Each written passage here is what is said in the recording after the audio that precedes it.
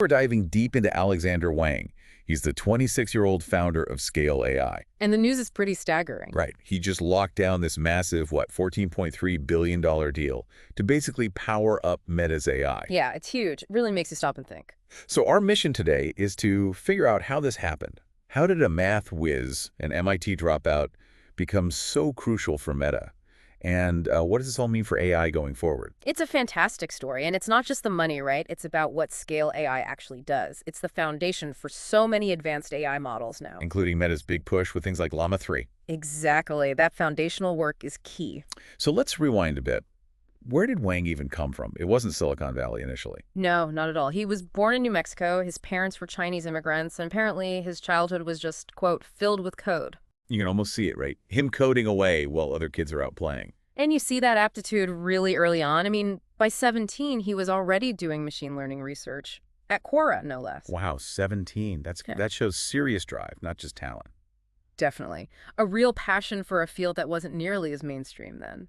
Which brings us to that huge decision. Yeah. At 19, he leaves MIT. MIT. That's audacious.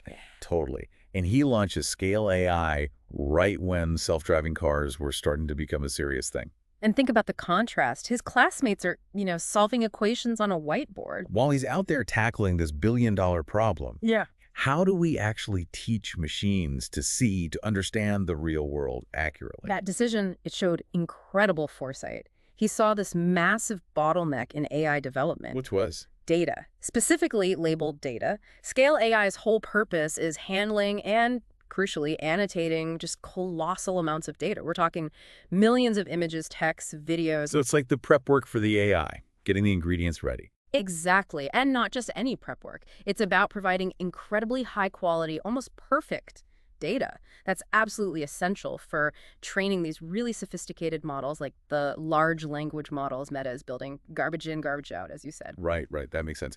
And clearly it worked because people started noticing. Big players. Oh, yeah. The client list says it all. The U.S. military, OpenAI. And now Meta, which is fascinating context because Meta's been dealing with, well, a lot. Public backlash, the metaverse kind of slowing down. And intense competition in AI from OpenAI, Anthropic, Google. So for them, this deal with Scale AI feels like a strategic necessity, a secret weapon, maybe? You could definitely see it that way. It's like Zuckerberg is making this huge bet on Wang, on this dropout, to really push Meta's AI back into the lead. It's quite the narrative. What about Wang himself? His philosophy seems different. Yeah, he talks about this idea of a huge premium to naivete. Naivete premium. Explain that. It's this belief that not knowing all the supposed rules, not being jaded by years in the industry, can actually be a massive advantage. His curiosity, his maybe fearlessness. Like seeing risk as a playground, a sandbox, as he put it. Exactly. That kind of fresh Gen Z perspective let him see opportunities that maybe more experienced people just missed or dismissed.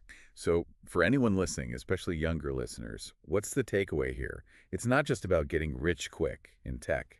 No, I think Wang's story redefines success in your 20s. It's less about titles and more about, obsession, precision, and just sheer guts. I love that quote from him. If you're young and underestimated, good. That's your power. That's your naivete premium. It really drives home that innovation doesn't always follow the expected path. His journey is proof that unconventional thinking, that fresh perspective, is often what drives the biggest leaps forward. It makes you question the traditional pathways, doesn't it? Absolutely. It shows you don't have to play by the established rules to make a massive impact. So the next big thing in tech, it might not come from a fancy boardroom. Could come from a basement, a bedroom, from bold thinkers like Wang. The message really is, you're not too young, you're just early. Yeah. And if this conversation got you thinking, and you want to dive deeper, we've got a few ideas for you. For understanding AI's impact on society, maybe check out the documentary The Social Dilemma. It really lays out the stakes. Good one. And if you want the bigger picture, especially the US-China AI dynamic, Kai-Fu Lee's book AI Superpowers is a must-read. Definitely. Or, hey, if you're feeling inspired, maybe look into internships. Scale AI, Meta, they're looking for talent. Or even just dip your toes in with something like MIT's open courseware on machine learning. The resources are out there. Keep exploring, keep questioning. That's how the next breakthroughs happen.